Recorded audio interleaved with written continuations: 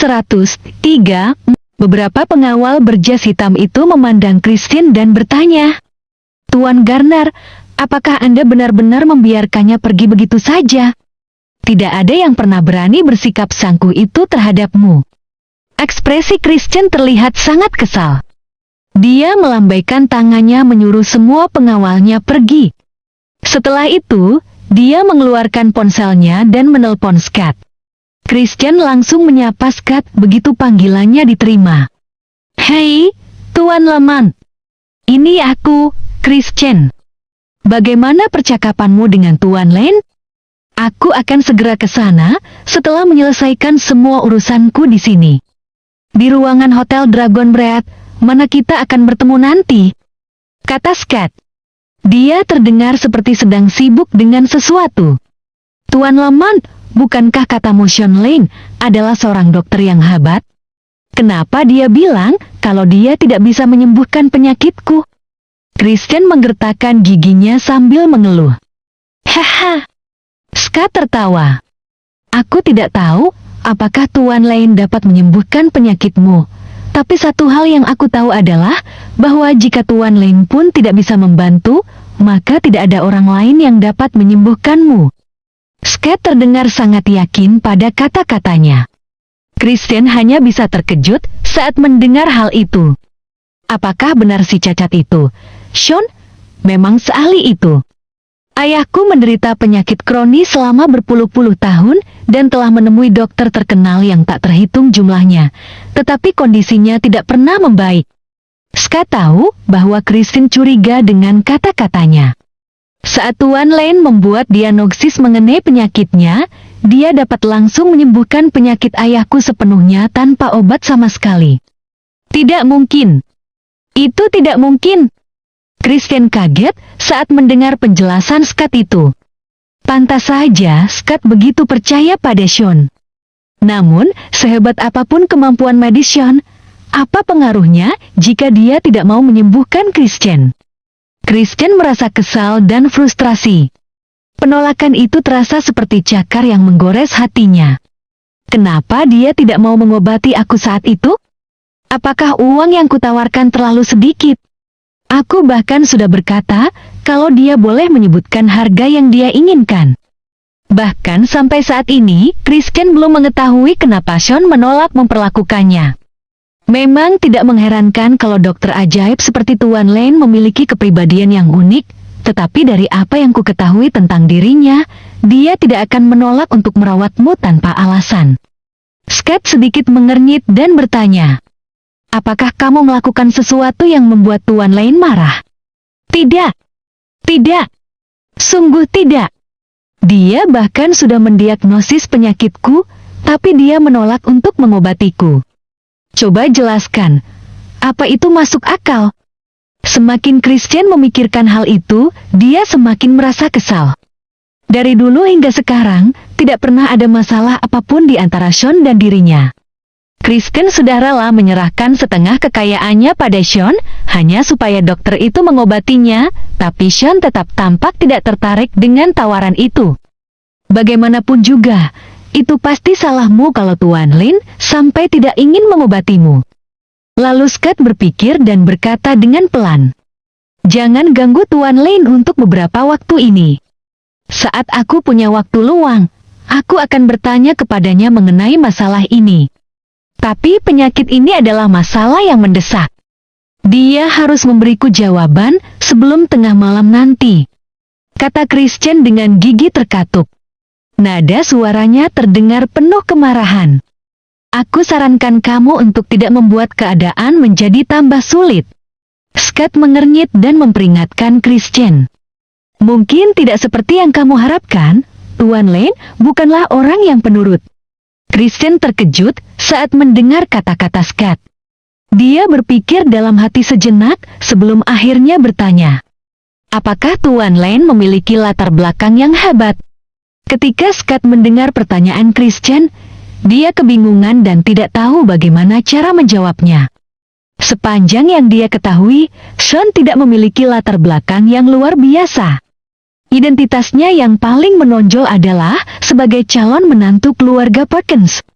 Namun, Scott menyadari bahwa meskipun Sean tidak memiliki status yang menonjol, pria penting seperti Hamlin bahkan tetap harus bersikap hormat dan sopan kepadanya.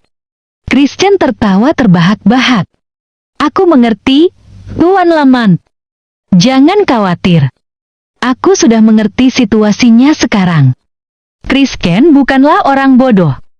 Mendengar diamnya Scott, dia sudah bisa menebak jawaban dari pertanyaannya. Scott hanya bisa menggelengkan kepalanya. Bagaimanapun, hubungannya dengan Christian hanyalah sebatas hubungan kerjasama dan Christian bukanlah bawahannya. Di halaman kediaman Perkins, Sean sedang mendorong kursi rodanya masuk ke dalam rumah. Begitu sampai ke dalam rumah, dia melihat Nora dan May yang sedang duduk di sofa seolah-olah sedang menunggu seseorang. "Kamu sudah kembali." Ketika Nora melihat Sean telah kembali, terlihat secercah kegembiraan di matanya yang langsung menghilang juga dengan cepat. Tanpa disadari, Sean sudah menjadi bagian penting dalam hidupnya selama tinggal 2 tahun bersama. Jika Sean pergi jauh terlalu lama darinya, dia akan menjadi gelisah dan terlihat khawatir. "Apakah Tuan Garner tidak mengantarmu pulang?" May bertanya sambil melirik ke arah Sean. Sean menggeleng kecil dan menjawab, "Kami tidak sedekat itu." May terkejut saat mendengar ucapan Sean tadi, dan dia bertanya dengan bingung. "Tidak dekat? Bukankah kalian teman?" "Kami bukan teman. Bahkan tadi adalah pertama kalinya kami saling bertemu." Sean berhenti sejenak, lalu melanjutkan. Kelihatannya dia mencari orang yang salah. Mendengar penjelasan Sean, May pun langsung mempercayainya. Jika Sean mengatakan dia mengenal seseorang yang begitu menonjol di kota Riverfall, maka May tidak akan mempercayainya.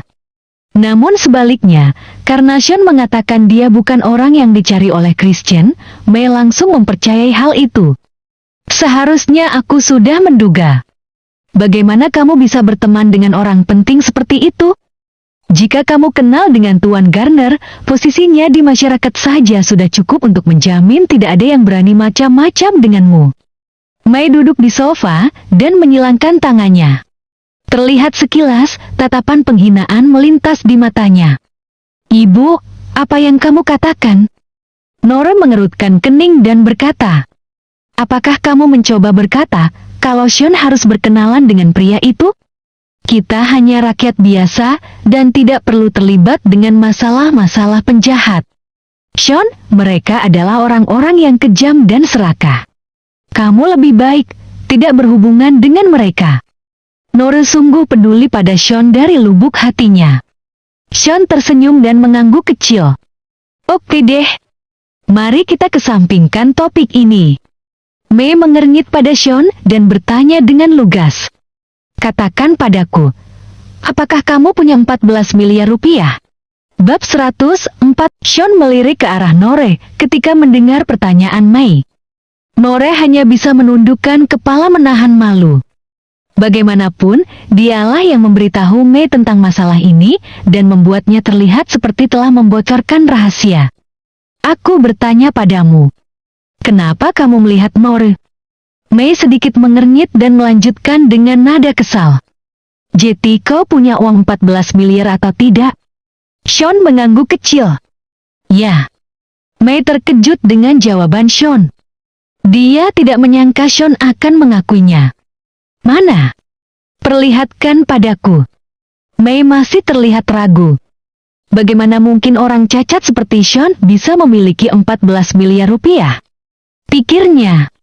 Dia tidak mungkin bisa menghasilkan 14 miliar rupiah sekalipun bekerja sampai mati.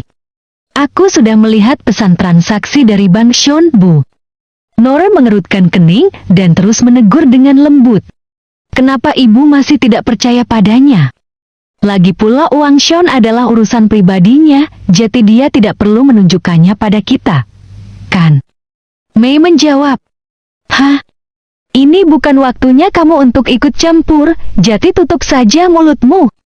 Dia mendengus dingin, lalu menadahkan telapak tangannya pada Sean dan meminta, "Tunjukkan padaku." Sikapnya terlihat agresif seolah-olah dia sedang memberikan perintah. Namun, meski dihadapkan dengan sikap buruk Mei, Sean hanya meliriknya sebelum memutar kursi rodanya dan kembali ke kamarnya. Dia benar-benar mengabaikan Mei seolah-olah dia bahkan tidak peduli untuk berbicara sepatah kata pun dengannya. Lihat itu, Nore. Apa kamu tidak melihat perilakunya? Mei melampiaskan kemarahannya pada Nore. Bagaimanapun, ini masih rumah kita. Dia tidak menunjukkan sedikit pun rasa terima kasih, padahal dia masih tinggal di rumah kita. Apa dia tidak tahu kalau dia harus menurut jika dia masih mengandalkan orang lain untuk bertahan hidup? Nor mengernyit dan memelankan suaranya karena takut Sean mendengarnya. Ibu, kenapa ibu terus berkata seperti itu? Mei mendengus dingin dan kata-katanya penuh kemarahan. Apa? Apa aku salah? Kita sudah memberinya makan dan tempat tinggal, tapi dia tidak ada kontribusi sama sekali dalam urusan rumah tangga. Tapi dia punya perasaan. Ibu selalu mempermalukannya dengan kata-kata kasar. Lagi pula, Kekek yang meminta pernikahan ini bukan karena dia ingin tinggal di rumah kita dan menolak untuk pergi. Apa ibu tidak paham? Mungkin hidupnya dulu sangat bergengsi, itulah kenapa Kekek berpikir pernikahan ini akan menguntungkan bagi keluarga Perkins. Mei mencibir mendengar kata-kata Nore. Meskipun sebelumnya dia mampu, tapi itu sudah berlalu. Aku hanya melihat situasi saat ini. Mei berkata dingin. Sekarang dia hanya orang cacat tanpa uang dan kekuasaan, tidak peduli bagaimana keadaan dia sebelumnya. Mei bersandar di sofa dan menyilangkan tangan di depannya. Ibu, bagaimana bisa kita buru-buru memohon bantuan orang lain saat mereka berkuasa, tetapi menendang mereka ketika mereka jatuh? Kita. Mei memukul meja menyela perkataan Nore sebelum dia selesai berbicara. Simpan perkataanmu. Masyarakat kelas atas lebih suka meninggalkan prinsip-prinsipnya daripada menderita kemiskinan. Kamu bisa hidup tanpa hal lain, tapi kamu tidak bisa hidup tanpa uang. Mei berseru.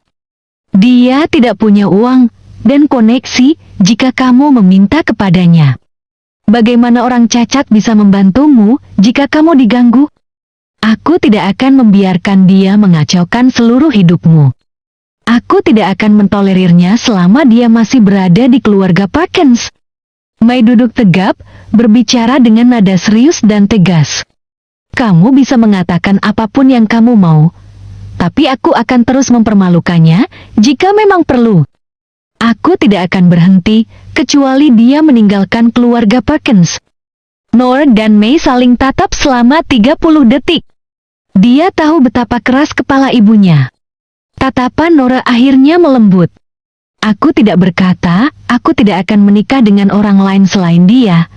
Tapi aku berharap aku bisa merawatnya sampai dia pulih, hingga dia bisa berjuang sendiri ketika dia pergi. Kenapa ibu mau mengusirnya sekarang? Tidak bisakah ibu memberinya waktu? Tentu saja tidak. Siapa yang akan memberiku waktu jika aku memberinya waktu? Aku bisa menunggu. Tapi apa Tuan Eason bisa menunggu? Apa kamu ingin tahu? Mengapa aku ingin mengusir Sean sekarang? Itu karena jika dia tidak pergi, Tuan Eason tidak bisa terlibat. Mei akhirnya mengungkapkan perasaannya yang sebenarnya dengan kata-kata. Nora tertegun selama beberapa saat dan menghela napas pelan. Mei memang benar. Seseorang harus patuh ketika mengandalkan orang lain untuk bertahan hidup. Sean tidak mau mengalah, jadi Nora yang harus menyerah menggantikan dia. Detik berikutnya, Nora tiba-tiba berseru. Aku berjanji padamu. Mei menatap Nora terkejut dan tidak percaya. Apa? Apa yang kamu katakan? Aku bilang, aku berjanji untuk mendekati Hawk. Mata Nora menunjukkan keputusasaan.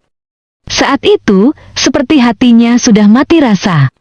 Mei berdiri dan menatap Nor dengan semangat. Benarkah? Tapi aku punya persyaratan. Kata Nore. Sean tidak boleh pergi meninggalkan kediaman keluarga Perkins sekarang. Seperti yang aku katakan, bahkan jika ibu ingin dia pergi, kita harus menunggu sampai dia pulih dan mampu menjaga dirinya sendiri. Jika ibu setuju, aku akan mendengarkanmu dan menghubungi Hok. Nur berkata tegas sambil melihat ke arah Mei. Jika ibu tidak setuju, aku akan memutuskan semua hubungan dengan Hok meskipun ibu mengusir Sean sekarang. Bab 105. Mei kesal saat mendengar apa yang dikatakan Nur, tapi dia tidak punya pilihan lain jika Nur benar-benar tidak mau menghubungi Hok. Karena itu, dia hanya bisa menyetujui persyaratan dari Nur.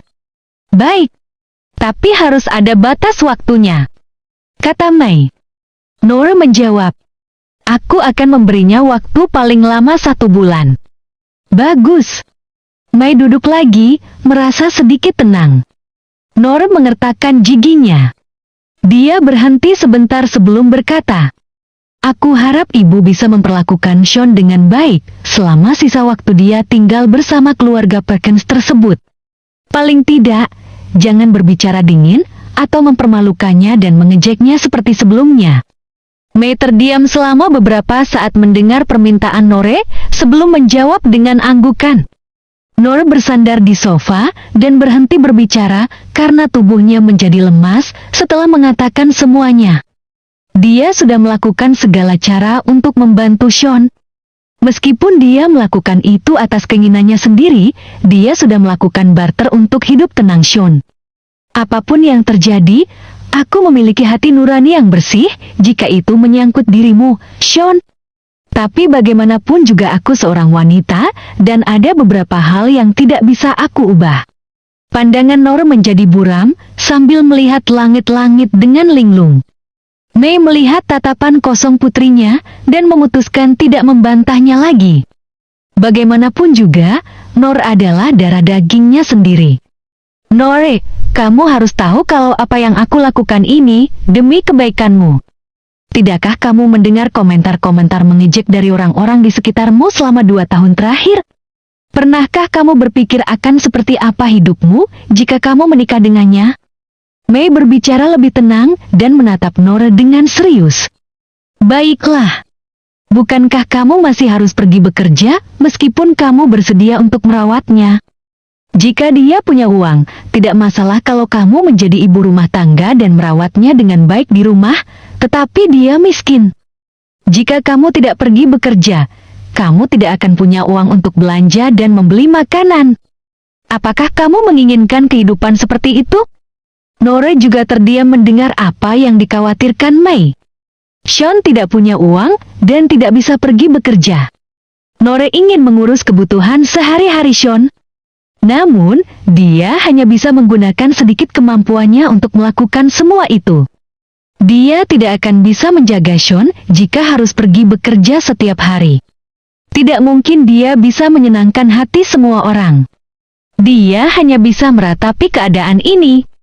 Segalanya akan berbeda jika kamu menikah dengan Tuan Isen. Nada bicara Mei kembali mereda. Dia berusaha sebisa mungkin membujuk Nora dengan memanfaatkan keadaan. Dia kaya dan berkuasa. Dia adalah pria yang diimpikan banyak gadis. Jika kamu menikah dengannya, kehidupanmu pasti lebih baik. Di sisi lain, Nora tetap terdiam bingung seolah-olah memikirkan sesuatu. Kamu tidak berpikir bahwa Sean memiliki 14 miliar rupiah kan, Nora? Mei menyeringai teringat masalah itu lagi dan melanjutkan. Dia tidak akan tetap tinggal di rumah kita jika dia benar-benar memiliki banyak uang. Dia pasti sudah menggunakan uang itu untuk berfoya-foya dan menyewa orang untuk melayaninya, bukan begitu? Nora perlahan menoleh dan menatap Mei. Dia bilang dia tinggal di sini untukku. Aku tahu dia jujur dan memang ingin melindungiku. Nora ingat jelas betapa seriusnya Sean saat mengucapkan kata-kata itu padanya. Kata-kata itu terukir dalam di hatinya. Mei mencibir saat mendengar jawaban Nora. Jelas dia tidak percaya apa yang dikatakan putrinya. Berhentilah mengungkit hal-hal tidak berguna seperti itu, kau tegur Mei.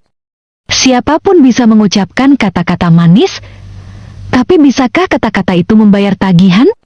Dia bahkan berbohong kepadamu bahwa dia memiliki 14 miliar rupiah.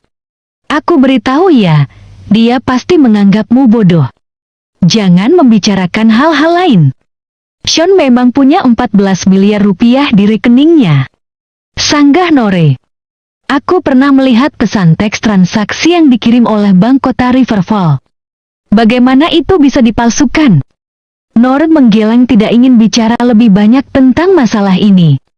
Pesan itu jelas palsu. Aku juga bisa mengirim pesan teks tentang transaksi miliaran rupiah jika kamu menyimpan nomor teleponku sebagai Bank Kota Riverfall. Mengapa dia tidak berani menunjukkannya kepada aku jika dia benar-benar memiliki banyak uang? Nore tidak mampu membantah perkataan Mei. Tidak ada artinya bagiku apa dia punya uang ataupun tidak. Aku bersedia menerima dia apa adanya, dan aku tidak akan mendambakan hartanya. Setelah selesai berbicara, Nore perlahan bangkit dan hendak kembali ke kamarnya untuk beristirahat.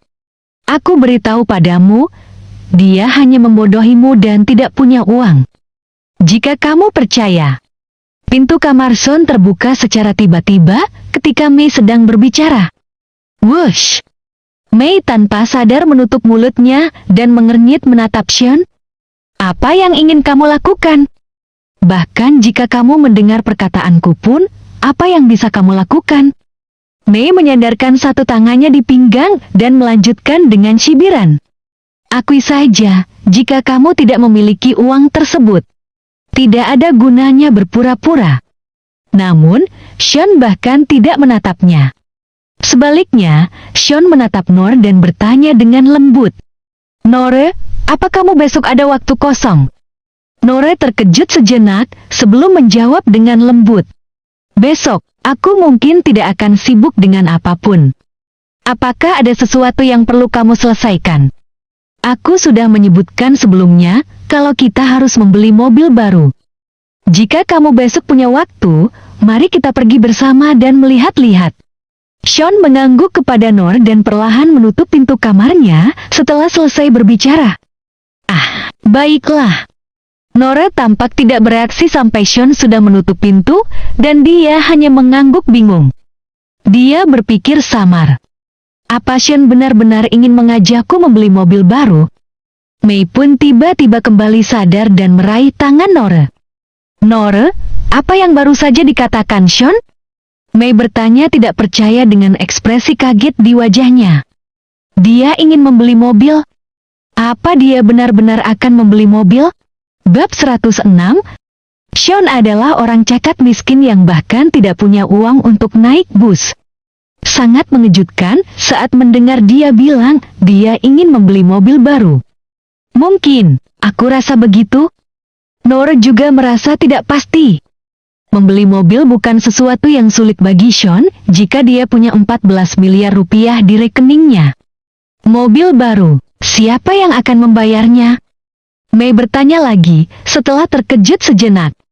Aku harap dia tidak akan meminta kamu untuk membayar mobil yang rencananya akan dia belikan. Nore sedikit mengernyit saat mendengar keraguan Mei. Namun, dia menjawab dengan lembut. Dia pasti akan membayarnya sendiri. Dia tidak punya uang untuk membeli mobil baru sekarang. Selama 2 tahun belakangan ini, selain menggunakan penghasilannya untuk kebutuhan hidup, dia menggunakan sisa gajinya untuk membawa Sean ke dokter. Tidak ada lagi uang tersisa di rekening Nore. Itu tidak masuk akal. Ibarat pungut merindukan bulan jika dia mampu membeli mobil. Mei masih tidak mempercayai Sean. Apakah ibu lupa janji ibu padaku sebelumnya? Nore sedikit mengernyit dan berkata dengan lembut. Apakah dia mampu atau tidak? Ibu akan mengetahuinya ketika besok ibu ikut dan melihatnya sendiri. Kamu benar. Aku pikir, aku ingin ikut dan melihat sendiri. Mei mendengus. Aku ingin lihat apakah dia benar-benar mampu membeli mobil. Anggap saja aku terkesan jika dia bisa membeli mobil bekas seharga puluhan juta rupiah. Mei mendengus dingin sebelum berbalik dan meninggalkan ruang tamu. Nord berdiri diam beberapa saat. Dia berjalan menuju pintu kamar Sean sambil menggigit bibirnya dan mengulurkan tangannya untuk mengetuk pintu. Kamu tidak perlu membuka pintunya, Sean. Nora berbicara dari luar. Aku hanya ingin memberitahumu bahwa kamu tidak perlu memaksakan sesuatu terjadi. Kita tidak butuh mobil sekarang. Jika Sean tidak mempunyai uang untuk membeli mobil besok, Nora pikir pasti Mei akan semakin mengejek Sean. Karena itu, dia ingin mengambil inisiatif dan menyelamatkan Sean agar dia tidak malu. Kamu butuh mobil. Suara Sean yang tenang dan tegas terdengar dari dalam kamar. Kamu menggunakan skuter listrik pergi dan pulang dari tempat kerja. Itu terlalu melelahkan untukmu. Aku. Ketika mendengar perkataan Sean, Nora tiba-tiba teringat apa yang sebelumnya Yeats katakan padanya. Dia mengatakan bahwa Nora hanya akan menggunakan skuter listrik sepanjang hidupnya, dan Sean akan tetap di kursi roda selama sisa hidupnya. Kata-kata itu telah menyakitinya begitu lama. Jangan terlalu dipikirkan. Aku sudah bilang sebelumnya untuk beri aku waktu. Aku sendiri yang akan memberikan semua yang kamu dan ibumu inginkan. Percayalah padaku, Nora. Sean membuka pelan pintu kamarnya dan menatap Nora dengan serius. Sean tampak seperti orang biasa di hadapan Nora. Dia rela meninggalkan masa lalunya sebagai pembunuh di medan perang dan identitasnya sebagai panglima tertinggi. Dia hanya ingin membalas perbuatan baik gadis baik hati itu dengan cara biasa. Nora terdiam beberapa detik sebelum mengangguk setuju dengan pasrah. Baiklah. Dia tetap kembali mempercayai Sean ketika melihat tatapan memohonnya, meskipun Sean telah beberapa kali membohonginya. Keesokan harinya, Sean, Nora, dan Mei tiba di pusat mobil Bosque dengan taksi. Dari semua tempat, kenapa kita harus ke sini? Mei bertanya. Dia tidak bisa berhenti mengerutkan kening semenjak keluar dari mobil. Jangan berpura-pura menjadi kaya jika kamu tidak punya uang. Kritik Mei. Kamu memutuskan untuk membeli mobil di tempat seperti ini. Apa kamu pikir, aku tidak mengerti apa yang sedang terjadi? Toko ini menjual berbagai macam merek. Orang-orang kaya biasanya pergi membeli mobil ke pusat penjualan dan layanan khusus. Mei mendengus dingin dan berbalik untuk pergi. Baginya, segala jenis model dan buatan mana saja bisa didapatkan di pusat mobil. Rasanya sama saja seperti pergi berbelanja bahan makanan di supermarket, dan itu tidak cukup baik untuknya. Bu, apa yang sedang kamu bicarakan? Pusat mobil itu tidak sama seperti supermarket. Banyak pedagang yang menjual berbagai merek mobil yang kebanyakan langsung dari pabrik, sedangkan showroom mobil itu milik pribadi. Mei berhenti melangkah setelah mendengar penjelasan Nora, meski tidak sepenuhnya yakin. Apa kamu yakin? Dia bertanya. Kamu bisa lihat sendiri setelah kita masuk ke dalam. Nora menarik tangan Mei dan mendorong kursi roda menuju pusat mobil. Mei mendengus dingin dan bergumam. Aku akan berbalik dan pergi jika nanti dia tidak sanggup membayarnya. Aku tidak ingin malu. Mereka bertiga masuk ke pusat mobil dan melihat mobil mewah yang dipajang di kedua sisinya. Diamnya Mei membuktikan bahwa dia sudah lebih tenang. Pilihan merek di sana lebih megah dan lebih mewah dibandingkan dengan yang tersedia di pusat penjualan dan pelayanan. Mei mengalihkan tatapannya dari mobil yang terpajang dan menatap Sean. Sean berkata dia akan membeli mobil, jadi Mei bertanya-tanya mengapa dia tidak mengatakan apa-apa ketika mereka sudah berada di sini. Apa maksudnya ini, Sean? Jangan bilang kamu menunggu mobil dikirim tepat di depanmu. Kamu harus memberitahu kami jika kamu tidak punya uang. Aku tidak ingin malu setelah kamu masuk ke sini. Mei mendengus dingin sambil menyilangkan tangan di depan dadanya. Nora juga melirik Sean. Lagi pula, Sean sendiri yang berkata kalau dia ingin membeli mobil baru. Tetapi dia tetap diam ketika mereka sudah tiba di pusat mobil. Dia tidak menyebutkan mobil mana yang dia tertarik dan juga tidak repot-repot melihat-lihat salah satu dari mobil tersebut. Jadi apa rencananya? Sean terus melihat ke depan dan berkata dengan lembut, mobil-mobil di sini tidak cukup megah. Ayo kita masuk ke dalam. Apa? Mei terkejut saat mendengar apa yang Sean katakan. Dia mengalihkan pandangannya ke mobil-mobil yang dipajang di kedua sisi. Meskipun dia tidak tahu banyak tentang mobil, dia tahu bahwa mobil-mobil ini setidaknya berharga 1 miliar atau lebih. Entah bagaimana, itu semua tidak cukup baik bagi Sean. Bab 107. Apa kamu bercanda? Mei tersadar dari keterkejutannya dan menatap Sean dengan kening berkerut. Nora menggigit bibirnya dan berkata, Sean, jika kamu ingin membeli mobil, tidak apa-apa, beli yang biasa saja yang bisa kamu pergunakan untuk kegiatan sehari-hari. Dia tidak menyadari bahwa dia akan secara spontan melakukan yang terbaik untuk membela Sean dalam situasi apapun. Namun, Sean hanya tersenyum dan sedikit menggelengkan kepala. Nora, aku tidak bercanda. Aku sudah memesan mobil untukmu. Mobilnya. Belum sempat Sean menyelesaikan kalimatnya, ada sosok wanita yang tiba-tiba bergegas menghampiri dan mengulurkan tangan untuk menepuk bahu Nora. Sean dihentikan oleh suara terkejut orang itu. Nora? Apa yang kamu lakukan di sini? Itu adalah seorang wanita muda berumur 20-an. Dia berdiri di sebelah Nora. Meski penampilannya kalah jika dibandingkan dengan Nora, kecantikan yang dimilikinya masih dianggap tetap memukau. Terlebih lagi, dia benar-benar mengenakan pakaian yang mewah. Kalung Swarovski yang berkilau di lehernya itu berkelap-kelip dengan terang. Saat Nora berdiri di sebelahnya, dari segi pakaian yang dikenakan mereka, Nora tampak sedikit di bawahnya. Nora tidak terlalu pemilih dalam hal berpakaian, baginya kenyamanan dalam berpakaianlah yang paling penting. Lagi pula, sejak Sean memasuki keluarga Perkins, Nyonya Perkins mengabaikan Nora. Nora telah dikecualikan dari penerimaan dividen triwulan dan akhir tahun, dan sebagian besar gaji Nora telah digunakan untuk perawatan dan pengobatan Sean. Oleh karena itu, kalaupun dia ingin memiliki kemewahan semacam ini, mereka masih menganggap itu terlalu boros jika membelinya. Diana. Nora tertegun sejenak lalu tersenyum dan membalas. Bagaimana denganmu? Apa yang kamu lakukan di sini? Wanita itu adalah Diana Larsen, teman sekelas Nora saat SMA. Saat itu, hubungan mereka tidak terlalu baik.